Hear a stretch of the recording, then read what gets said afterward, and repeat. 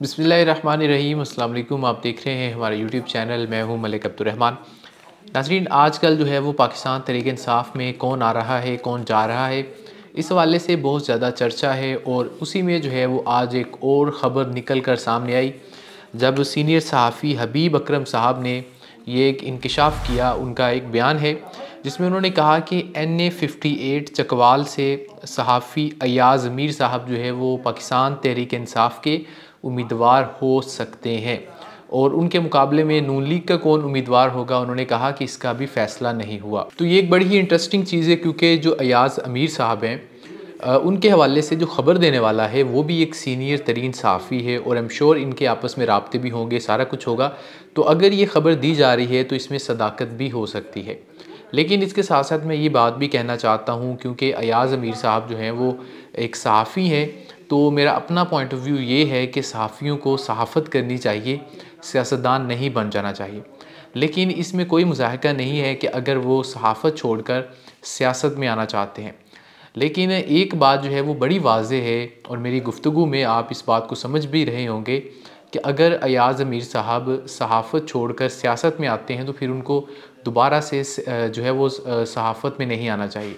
यानी कि उसी तरीके से जो कि हम एक पैरामीटर सेट किया हुआ है, और हम कहते हैं कि जो नजम सेठी साहब है, जब उनको उनका दिल करता है वो किसी ओहदे पर आ जाते हैं, कभी पंजाब के CM बन जाते हैं, कभी PCB के चेयरमैन बन जाते हैं, और जब वो वहाँ से नौकरी चली जाती है तो सहाफ़त में आ जाते हैं। जो सहाफ़ी होता है उसका सियासत से ताल्लुक़ ज़रूर होता है, क्योंकि सियासतदानों के उन्होंने इंटरव्यूज़ करने होते हैं, उनके क्लोज़ली काम करना होता है।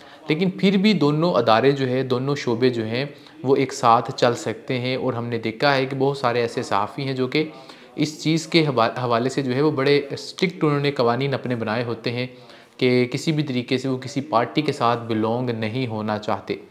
और इसी तरीके से अयाज़ मीर साहब ने अब ये फ़ैसला करना है कि क्या उन्होंने तहरीक इंसाफ़ की जानिब से ये इलेक्शन लड़ना है या नहीं। लेकिन अगर अयाज़ मीर साहब इलेक्शन लड़ते हैं और हार जाते हैं, तो फिर किसी भी चैनल को उनको ज्वाइन नहीं करना चाहिए, बल्कि चैनल्स को चाहिए कि ऐसे लोगों को ना लें।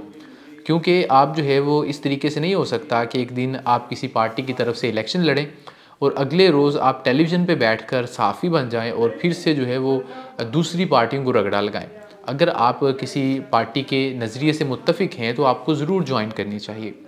और अयाज़ मीर साहब, आप जानते हैं कि इमरान खान साहब को ठीक समझते हैं, चंद उन नामों में उनका शुमार होता है जो कि बड़ी खुल्लम खुल्ला आज तक तनकीद करते हैं, लेकिन उनको आज तक ऑफ एयर नहीं किया गया। क्यों नहीं किया गया, ये जो है मेरे पास इसका जवाब नहीं है।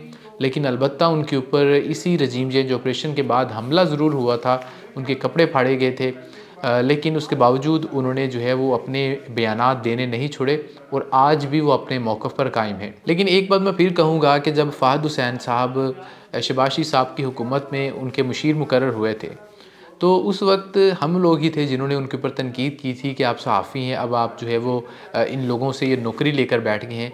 लेकिन उसके बाद उन्होंने, जब वो उनका मामला वहाँ पे ख़त्म हुआ, उसके बाद फिर वो टेलीविज़न पे बैठ के और सहाफ़ी बन गए।